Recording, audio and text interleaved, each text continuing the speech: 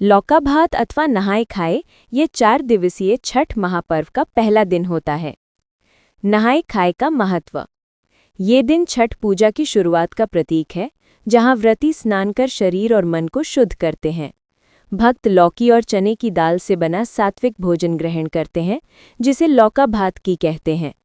ये भोजन बिना प्याज और लहसुन के तैयार किया जाता है और इसे प्रसाद के रूप में ग्रहण किया जाता है।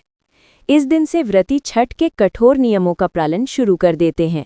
खरना पूजा छठ पूजा के दूसरे दिन की जाती है। इस विधि में व्रती पूरे दिन निर्जला उपवास रखते हैं। शाम को मिट्टी के चूल्हे पर आम की लकड़ी से गुड़, चावल और दूध की खीर बनाई जाती है। फिर पूजा के बाद पहले व्रती खीर और रोटी खाती हैं। छठ पूजा से संबंधित पौराणिक कथा के अनुसार प्रियव्रत नाम के एक राजा थे। उनकी पत्नी का नाम मालिनी था, परंतु दोनों की कोई संतान न थी।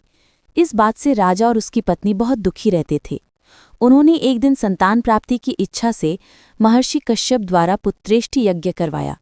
इस यज्ञ के फलस्वरूप रानी गर्भवती हो गईं। 9 महीने बाद संतान सुख को प्राप्त करने का समय आया तो रानी को मरा हुआ पुत्र प्राप्त हुआ। इस बात का पता चलने पर राजा को बहुत दुख हुआ। संतान शोक में वो आत्महत्या का मन बना लिया। परंतु जैसे ही राजा ने आत्महत्या करने की कोशिश की, उनके सामने एक सुंदर देवी प्रकट हुई।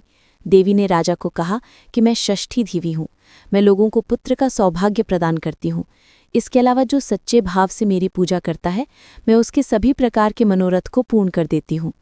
यदि तुम मेरी पूजा करोगी तो मैं तुम्हें पुत्र रत्न प्रदान करूंगी। देवी की बातों से प्रभावित होकर राजा ने उनकी आज्ञा का पालन किया। राजा और उनकी पत्नी ने कार्तिक शुक्ल की षष्ठी तिथि के दिन देवी षष्ठी की पूरे विधि विधान से पूजा की। इस पूजा के फलस्वरूप उन्हें एक सुंदर पुत्र की प्राप्ति हुई। तभी से छठ का पावन पर्व मनाया जाने लगा। छठ व्रत के संदर्भ में एक अन्य कथा के अनुसार जब पांडव अपना सारा राजपाट जुए में हार गए, तब द्रौपदी ने छठ व्रत रखा। इस व्रत के प्रभाव से उसकी मनोकामनाएं पूरी हुईं तथा पांडवों को राजपाट वापस मिल गया।